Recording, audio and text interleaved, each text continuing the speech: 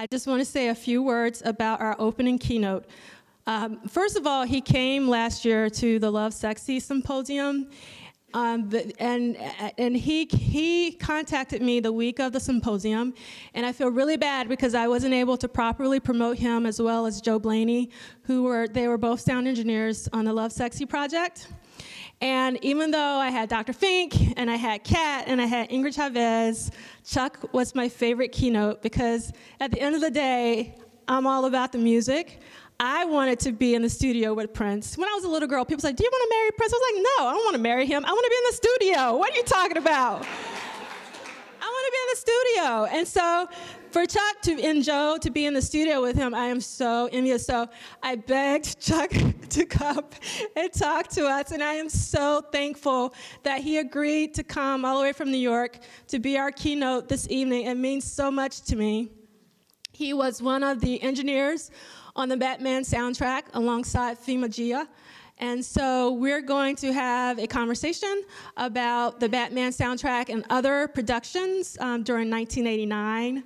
I'm almost to the point where maybe I should just do years instead of albums, like Prince 89, Prince 87, because there's always more than just the album going on every year.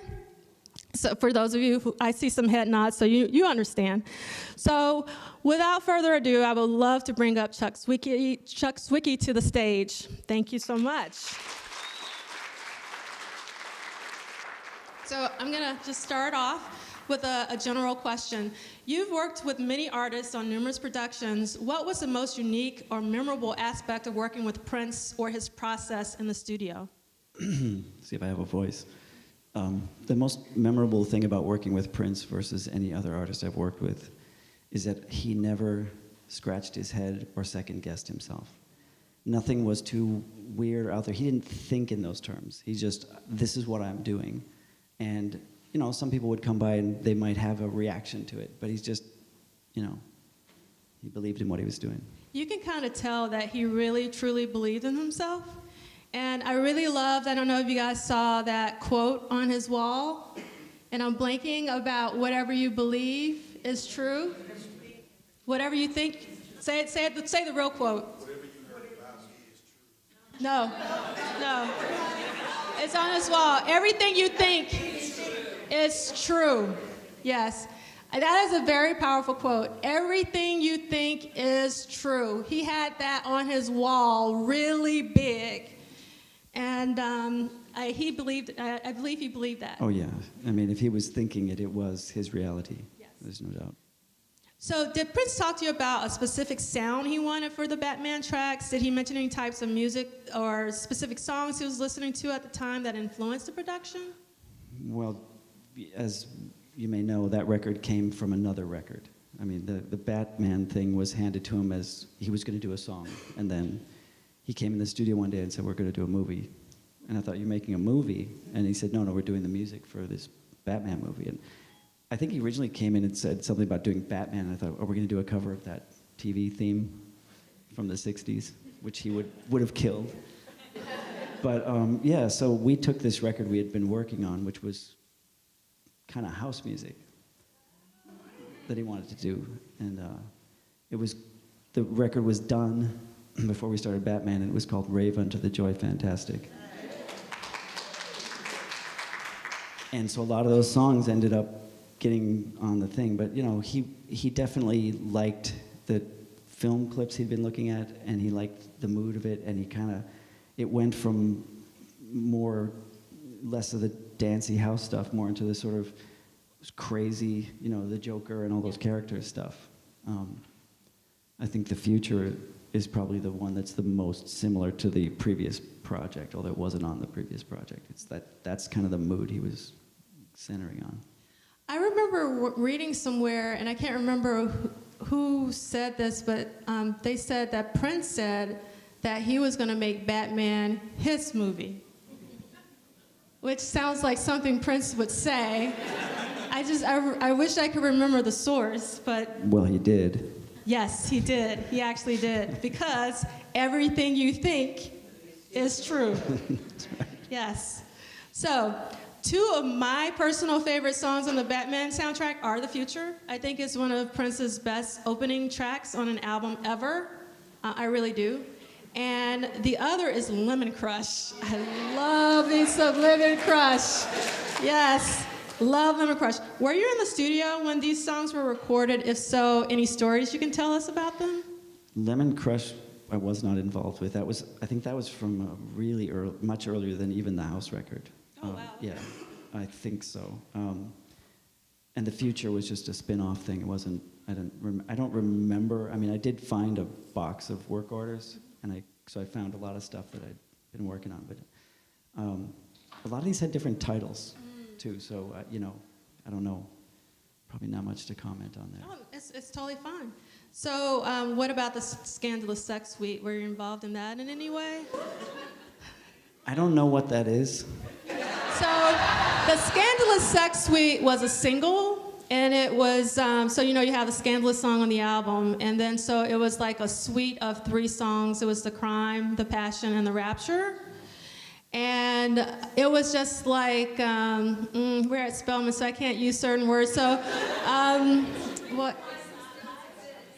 Say, I can't hear, say that again? It's the reason why some students exist. Yes.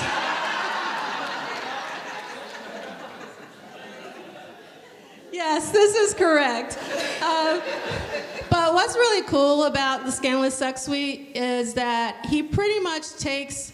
Well, one thing I really loved about Prince songs in the beginning, the beginning, especially the Time projects, there used to be 6 songs and 3 songs per side. And sometimes those songs would be 8 to 10 to 12. So I loved what I call Prince Extended, which wasn't extended mix. It was just the length of the song. So when Scandalous Sex Suite came out, I was like, oh my God, why can't you do this for all your songs? Just like extend it out. So like when the 20 plus Minute of America came out, I was like in heaven. And so like, when he did that, I was like, oh my God, this is such an amazing concept. Like, make this whole epic suite out of all of your songs. And on The Rapture, he does this amazing guitar solo. And I was interviewed by the Purple Current on Monday, and I expressed that Prince really didn't luxuriate with his guitar solos on record that often, as opposed to what he would do in concert. But on The Rapture, he took his time, and he played that freaking guitar. So especially since Prince has passed, I haven't really seen anybody talk about the Scandalous Sex Suite, and I go like, why? Because it's pretty darn amazing. So that's what the Scandalous Sex Suite is all about. So, When Two Are in Love is a song Prince obviously loved. It appears on 3 different album projects. It appears on the Black Album, it appears on Love Sexy, and it is the B-side to Scandalous. Do you have any insight on why When Two Are in Love was also included as the B-side of the Scandalous Sex Suite, or why Prince loved this song so much? I can speculate a Okay. little. I mean, very often he'd have a song, excuse me, that he thought was deserving more attention, right? And that's unusual that he would have done that 3 times, but, obviously it's a song that he liked a lot. That was done, that's a very old song. That was pre-Sign of the Times kind of stuff. So, yeah. So, this is a song I know you had a lot to do with, and it's actually one of my favorite songs that Prince penned. Well, I don't know if, actually, I hope that you can answer this. I don't know if Prince penned this specifically for Brown Mark, but Brown Mark, Shall We Dance is one of my favorite Prince songs of all time. The song is just on fire like Mariah, and I played this song probably the most. It's a toss between the Dance Electric by Andre Simone and Brown Mark, Shall We Dance? But I don't know if you've ever heard Shall We Dance, but just the way that it starts off, that it's just so, that dance, it's such an amazing song. So if you can find it, you should definitely listen to it. And she's talking about the Prince version, not the Mark Brown. Yes. So I want you to discuss, I know you were there, So can you tell us about what it was like to record this song? And I didn't realize the samples that are in that song until I saw your Facebook post. So can you talk a little bit about that? Yeah, I didn't know that song was going to go to Mark Brown, but that song was done in a day. I was in the studio. I had just picked up a copy of Stravinsky's The Firebird and The Afternoon of a Faun by Debussy. And Prince came in, he's like, what are you listening to? And we sat down and he wanted to hear this stuff. And he started getting these ideas, like, can we sample that? And then he goes, just mark that spot and whatever. So we started working on this groove. And then he threw in it was from Stravinsky's The Firebird, the beginning of that. It's like 7 minutes in, it's like these xylophone, dun, dun, dun, dun, dun, dun, dun, and we just triggered off the kick drum, so dun, dun, dun, dun, dun, you know, it's like that. And then in the middle is this flute section from Debussy's The Afternoon of the Faun, and I'm like, Prince, you know, that's really popular symphony. And he goes, nobody that buys my records is gonna know that. But that was a fun track. I mean, I just happened to show up at the studio that day with glasses, and because I was starting to have a hard time read the computer monitor, which is up for the mixing console. It wasn't a computer recording situation, but the console had a monitor way up in the wall. So Prince is like seeing me, and he keeps writing on his lyric sheet and looking at me, and writing on his lyric sheet, he's looking at me. At the end of the day, he leaves the lyric sheet out when I'm getting ready to mix the song. And I'm like, oh, he wrote Shall We Dance by his girlfriend Anna, who was there at the time, and Chuck, with a picture of glasses over my name. And he's trying to stifle his laughter as he leaves the studio. Yes, and you can actually see that if you go to Chuck Zwicky's Facebook photos, and it was so cool. I love, first of all, Prince's handwriting, and one thing that you'll notice if you see a lot of his handwriting is he liked to doodle, and I loved his doodles, and that was like one of the best doodles of you and the glasses. So what about Patti LaBelle's Yo Mister? No? Don't know anything about it. Okay. And what about Mind Bells? Nope. Okay. What about God is Alive? Yeah, God is Alive. That was Mavis Staples. Yeah. Yeah, that started without Mavis Staples. We did that. I saw a video of him in London at Olympic Studios with her. And I remember the first time I saw that, I went, wait a minute, we cut that song at Paisley. And I remember recording that, but Mavis wasn't on it. Mm-hmm. It was him. Mm-hmm. Another example,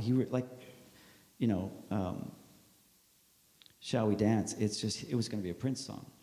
And a couple weeks ago, the New Power Generation played a show at the Sony Music Hall in New York. And they invited me down to check them out. I had not seen these guys since then. Most of these guys, Levi and the guys that are in that band. But I talked to Mark Brown, who's playing bass in that band. I said, He was? Yeah. Oh, wow. He was there at that gig. And I told him that he had left the band way before I started working with Prince, right?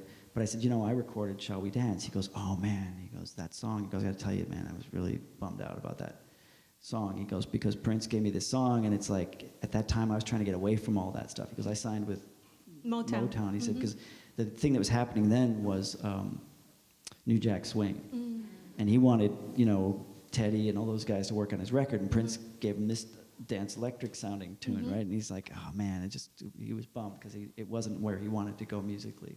But it's a great song. It is a great song. Now, because when it came out, I was like, why isn't this a single? I just did not understand. It was so powerful. And he also did Bang Bang on that record as well, on Brown Mark. So he did a couple, but Shall We Dance is a classic. It really, truly is.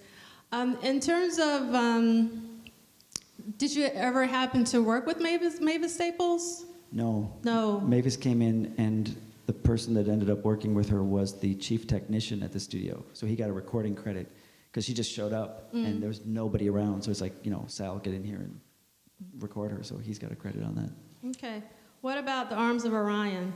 My favorite song, not. Not. It's interesting. That song was, that was a long process. I mean, Prince was a little nervous, right? And I remember that day that I was in the studio with him, and we were discussing something at the end of the mixing console. And Kat, who you met last year, bursts in the door, which you never do at a Prince session.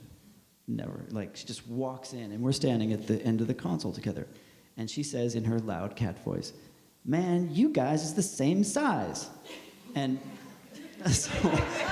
so I, being wise, ignored everything and kept talking, and like, totally blanked that out. Just like, okay, we kept talking like nothing had ever happened. But for the next several days or weeks, Prince kept making short jokes at me. So that day, I'm in the studio, and he comes in, and he goes, we got a singer coming in. He goes, "You better go out there and set up a microphone for her." I said, "All right." So I go out there, set up the microphone. I'm setting up the stand. He comes over the speaker, goes, "Chuck, you better lower that. She's really tiny. She's your size." So then I come in the studio, and he's trying not to laugh. He goes, "Oh, did you set up a music stand for her? Because we got some lyrics." I was like, "All right." So I got a music stand, and he goes, "You better lower that. She's really short. She's your size." And this went on for the whole day. And then I didn't know who the singer was, and it's Sheena Easton, and she's really tiny, right? And I'm like, when he introduces me to her, he goes, "Chuck, this is Sheena." I said, "I'm taller than her."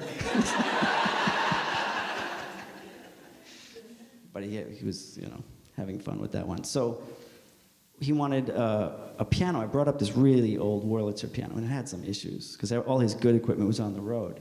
So I was trying to get it to work. We had a few technical problems. So they sat down and they were writing this stuff. And I remember one time I came back up, and they had a whole sheet of lyrics, and Prince was asking her, "What's Orion?"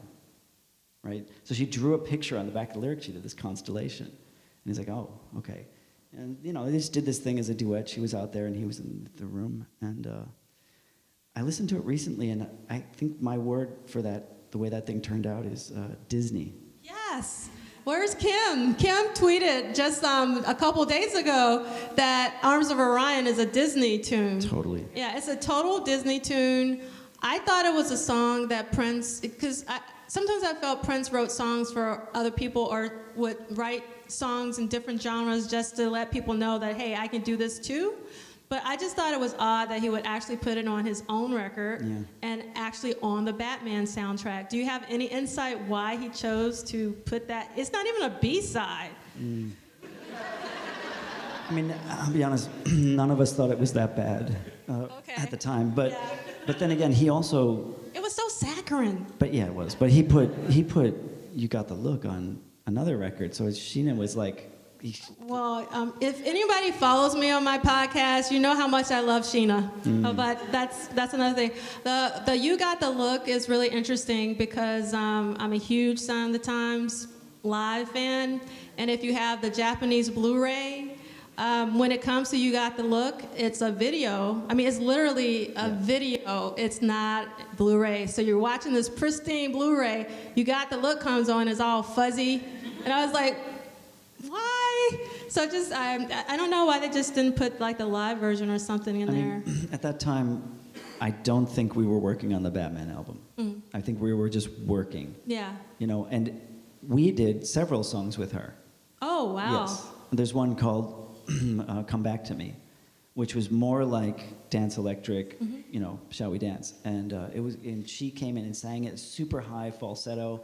It was a funky, funky tune called Come Back to Me. And as far as I know, never came out. But we did like 3 songs with her. I don't know why that one ended up on Batman either, but, Yeah, I mean, I do love Sugar Walls, and that's Sheena by herself, that Prince produced. But I never I guess I don't like Prince duetting with people. And Jealous. I just actually had an epiphany. It's actually not Sheena. I just don't like the idea of Prince duetting with someone, and he always wanted to duet with her. I don't know why. Okay. So, yeah, it's duet with her all the time, it seems. Duet all night? Yeah, duet.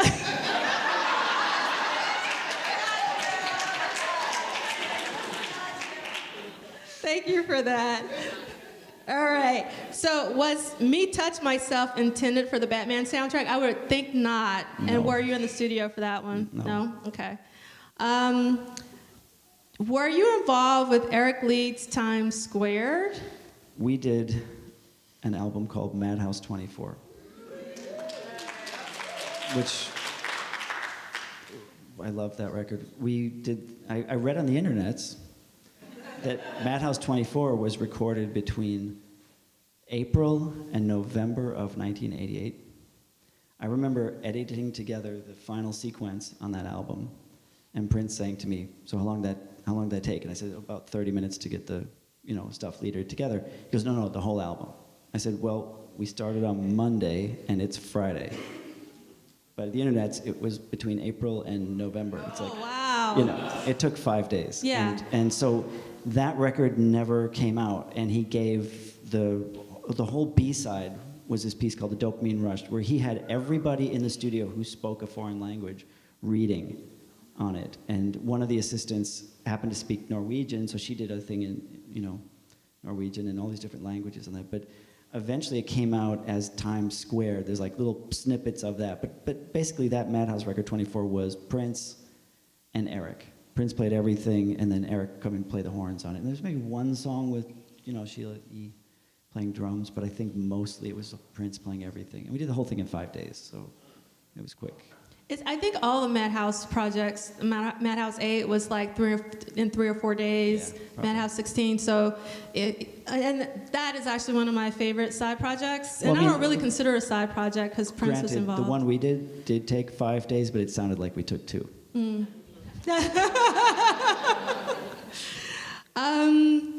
Let's see. What about the Times Pandemonium? Did you have any involvement with that? Yes. They sent it to me, and I'm like, what did they send me this time record for, And I saw my name in it, and it's like, yeah, okay, one of those songs, or 2 of those songs we recorded, they were Prince songs. But I don't remember what we did on that, because when it came out, it was so, like, Jimmy and Terry took the thing and mixed it, and it was very not, like, it's like your own mother wouldn't recognize you, kind of like, where'd you get those clothes, and Right. who dresses you, kind of. Yeah. It was so different than what we had recorded, so I can't even, I listen to the album, I can't pick out, like, oh, that's the, Oh, I remember wow. that. Yeah, it's like not familiar. Yeah. What about Elisa Fiorillo's I Am? Yeah, there was, I think there were a couple different producers involved in that record that I, interestingly enough, ended up working with at different studios that were working on her record. Yeah, I remember she was very young, 16 or something. Mm-hmm. Yeah. Yeah. And for those of you who are not up on your Prince, Prince produced tracks for Elisa Fiorillo and The Time is Morris Day and Jesse Johnson and Jimmy Jam and Terry Lewis, and most of you are shaking your head, so that means that you know, which is really great. So did you write and arrange Popular for Taja Seville for her album? I wrote lyrics. Okay. She was a friend of mine, and she was on her way to the airport, and her boyfriend was producing the album, and she's like, we're going to LA, we gotta go, we don't have this verse, and so I gave them a couple of ideas, wrote a bunch of stuff for them, and yeah, that was so interesting, because that record was really big in England. I remember I was working with a band in England that I was producing, and the singer, I was working on some string parts, and he came in, he goes, I have an idea for these strings on this song. He started singing something, and I'm like, yeah, I think, and I tried it, and then he came in the next day, he goes, we can't use that. I totally just unconsciously stole it from this artist named Taja Seville. Really? That's crazy. For those of you who might remember, there was a song called Love Is Contagious. Mm-hmm. That's Taja Seville, and Prince produced a couple of tracks on that first record, Wouldn't You Love to Love Me. He did not produce Love Is Contagious. A lot of people think that he did. I don't know why. But Wouldn't You Love to Love Me is one of the songs that he produced for her on that album. Any insight into the version of Extra Lovable you remixed and... Yeah, kind of. But I want to say about Taja Seville, Yeah. she was also the first artist signed to Paisley Park Records. Yes. And that was kind of a big deal, and they were very nervous about it. But Prince was really nurturing them. He gave them a lot of equipment to work on with their demos, and I was always going over to their house and helping them out with stuff, and they were really good people. Chico, the guy who produced that, is great. Genius. I thought it was a really well-produced album, and and Taja Seville was on Paisley Park Records, and Paisley Park Records was a Warner Brothers subsidiary for Prince, and the Madhouse projects are also released on the Paisley Park label, And obviously his studio complex is called Paisley Park in Minneapolis. So, and he wrote a song called Paisley Park on Around the World in a Day. So Paisley Park is everywhere, okay. So any insight, any insight into the version of Extra Lovable? Yeah, one of the things I was doing when I was working with Prince is he would be on the road like 4 days out of the week, and then he'd come back to Paisley and we'd record for like 3 days straight through, you know, like Friday through Monday, you know, straight through. And the time off, he used to fly me out to where he was on the road, and we'd book a studio, but it started getting less productive, you know, like weren't able to get enough work done in the time allowed. So he had me go into the vault and take out tapes that had never been mixed and, you know, do mixes of them. But Extra Lovable, I had gotten from somebody in his band, like as a tape of a tape of a tape. That was an early 80s kind of like controversy era thing. And when I got the multi-track up in the studio, you know, Prince wanted to hear all the stuff I'd done, and I said, you know, that song Extra Lovable, not that I had mixed it for him, but like that song, I said, that's a hit, you know, that's a great song. And he's like, really? I'm like, yeah, I think it's because I liked the state of mind that he was in. You know, that was a innocent, crazy early 80s Prince. And then he went and recut it, and it just became a Vegas tune to me. I didn't think it was as strong as the original, which just sort of had this naivety that they're like, but no, it wasn't. There was nothing significant about the fact that I remixed that for him to hear, other than that I complimented it to his disbelief, and then he ended up recutting it. Yes, he was notorious for redoing some songs, often to their detriment. In a Large Room with No Light is one of them. I love the original version of that, but I don't want to make anybody mad, so I won't continue in that line. I can tell you why Scandalous is on the record. Because it was on the previous record we were cutting together. We had two songs that we had cut, and he wanted me to cut a different song on the ending of the record, like we sequence all the songs. And he said, listen to it. And we just finished recording these songs, so I'm like, why do you want me to listen to this? He goes, no, just don't say anything, just listen through this and listen to the way that last song hits you. And it was, choice A was Still Would Stand All Time, and choice B was Scandalous. And so we just cut Scandalous. Still Would Stand All Time we had cut a few months or something earlier. So I was listening to it, and I knew them, but he's like, no, just listen, just let it, happen. And I just said, Scandalous. And he's like, really? Why? I said, it's sexier. And he goes, that's the word. So for those of you who don't know, Still Would Stand All Time would appear on Graffiti Bridge, and it actually is a pretty powerful song, in my opinion, in the movie. And I don't think it would have fit on Batman, so thank you, Chuck. I'm kind of shocked. Prince seems like the kind of person, though, that if you would have told him Scandalous, he would have gone, Still Would Stand All Time. Not to me. No, okay. All right. I like that answer. Very good. All right, so I have a question. So having recorded Prince so much, do you have a favorite mic vocal chain for recording Prince by Andrew Lynn, a musician? So a musician to musician. What's your favorite mic vocal chain for recording Prince? I used so many different microphones on Prince, and it didn't make any difference. It just didn't matter. And he sang everything sitting down in a chair. Totally not what vocal. Even Scandalous? The mixing console would have a boom stand over it with a mic that would hang in front. He'd grab the mic, he'd have the tape remote, he'd kick you out for a couple hours, and he'd sit and sing. And he didn't sing as loudly as you think he does. He would sing pretty softly, and it sounded really emotional and intense, but sitting down. I actually read somewhere that Marvin Gaye laid down and cut some vocal tracks for I Want You or one of those like amazing records. Yeah. A lot of people do things like that. Yeah. You'd be surprised. So I have another question from Dee Merle. They're wondering if you were involved with the recording of Dance with the Devil, which was supposed to be, I think, on the Batman soundtrack. you know, it could be another one of those things where it has a different title now, or you know, possibly. If it's from that era, probably. Was Rave Into the Joy Fantastic supposed to be on Batman? No, Rave Under the Joy Fantastic was the album that we turned into Batman. Okay. That was what we were working on at the time. Do you know or can confirm that there were more soundtracks to some of the subsequent Batman movies? I guess this is from Robin. I think what the question is, like, did Prince want to contribute to more Batman movies, or? I don't think that he would have. Yeah. I mean, I left right after the Batman thing, so I don't know what he was doing after that. Okay. So they're actually re-releasing Raven 2 and Into this year, actually, very, very soon. And so the album in between Love Sexy and Batman was Rave. Can you talk a little bit more? I mean, so Prince fans really know the story of the Black Album, and you know, it was gonna be released, and then it wasn't released, and then Love Sexy happened.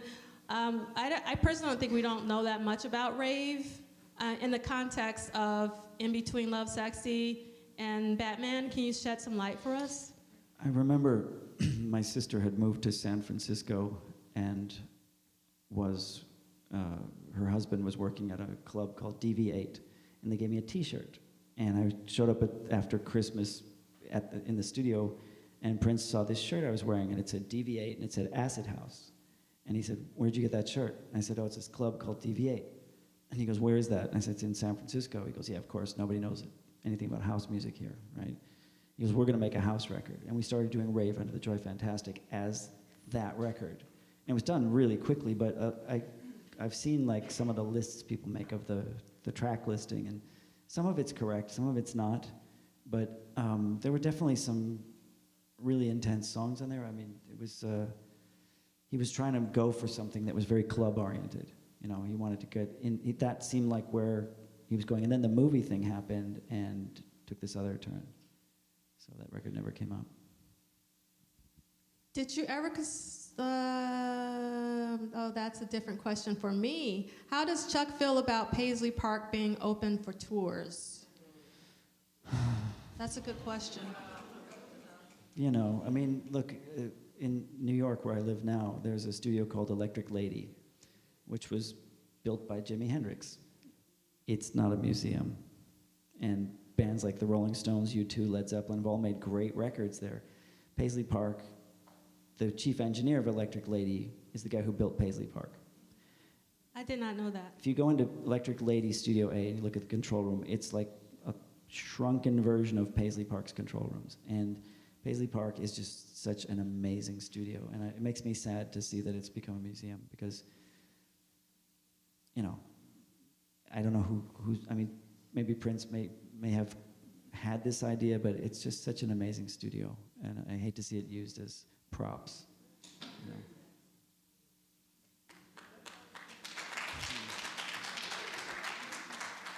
What do you miss the most about Prince?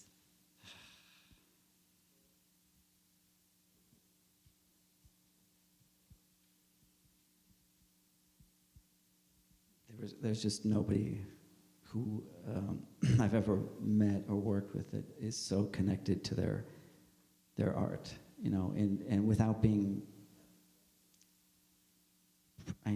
this sounds strange, without being pretentious about it. I mean, he's so, it's hard because you asked me and I just started to cry. It's like, you know, he was unique. I had an extremely lucid dream the other night where I was in the studio with him, and he was sitting next to me to give me this sort of side eye thing and telling me this, singing this melody to me, and he was saying things like, "Just because I'm a ghost doesn't mean I can't work. I just can't touch anything. You got to play this."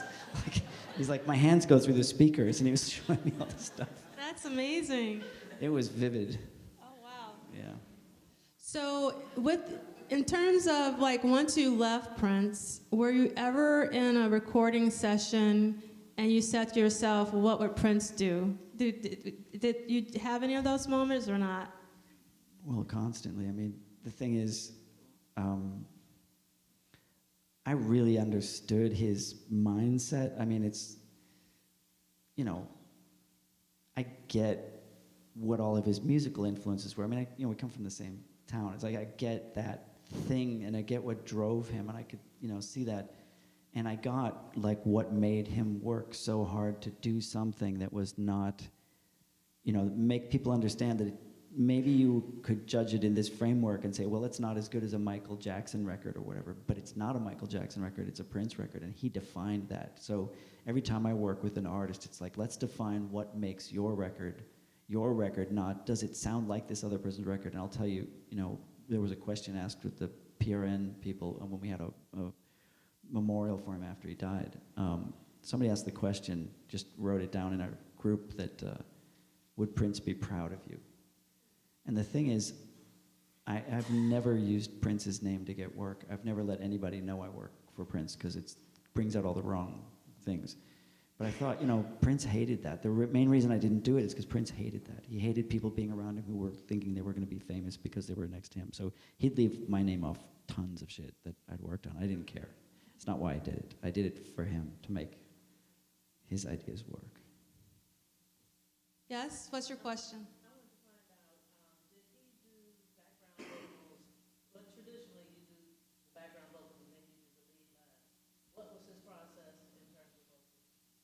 It was totally random. I mean, everything I worked on with him had one lead vocal track and like 7 or 8 background tracks. And he would fill them up. And the thing about the way he did background vocals, if you listen to him, any of his background vocals, every voice that he's adding is a different character he made up in his head, right? So it sounds like a choir of like crazy drunk people or whatever. Yeah. He wasn't trying to match his vocal like most professionals, right? So he gave it a personality. So there would be sparse little parts, but they always sounded really big because they were always slightly, doing their thing. So I have a scandalous question from Love for One Another. Is that really Kim Basinger moaning and scandalous?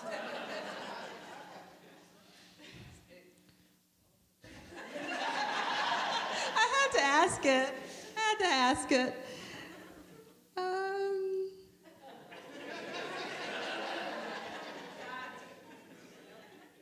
Let's see. She wasn't even there. It wasn't me.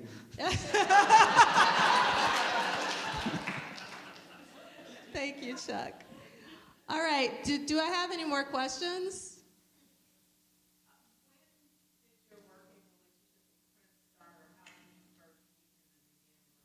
Well, I didn't have I had a friend in Minneapolis who's a very talented musician who's completely blind and plays all the instruments. And I was working with him on a lot of his projects. And he said, I heard Prince is building a studio. Can you take me out there? So we drove out there to Chanhassen, and they were building a studio. And I talked to the guy who was giving us a tour, and I said, do you need some help finishing this? Because you're just up to your ears in this. And he said, why don't you talk to the chief engineer? So I go talk to this guy, Sal, and he's like, you hear about the ad? And I'm like, what ad? He goes, no, we've been looking for, people to come and help us get this thing done. And he goes, nobody knows shit around here. So, I talked to him for like half an hour. We walked around, and he's like, do you have a resume? I'm like, no. He goes, can you make one? I'm like, yep. And so he goes, can you start next week? It's like that kind of thing. So, and he showed me a stack. He goes, this is a stack of resumes I have to go through. He goes, nobody knows anything. They're just crazy Prince fans, and they don't, So, that's when we'd finished, like, one studio was done, and then we continued to get them together. And then, they'd finish up a various Prince project here and there. And the first time I got thrown in the studio with him was when they were recording I Know for the Love Sexy album in Studio B, which was finished at that time, and the band was in the rehearsal room, which was also finished, but we were still kind of piecing it together at that point. Any other? Okay. Which studio is your favorite and why? In Paisley? Yes. Well, Studio A and Studio B are identical, except for the mixing console. But I like Studio A because it had an SSL console, which is a lot more technology in there. You can do a lot more things with it, and it's kind of, that's the console that 99% of all the hit records were being mixed on. So you could get that kind of thing happening. Studio B is a little more homey. It had the console from Prince's basement in it, and it was, you know, a little more friendly. People were less intimidated. It seemed less, you know, technological. But I guess I liked them both very much. I want to make sure that there's no more scandalous questions. And there are not. So let's give a really fantastic round of applause to Chuck Zwicky.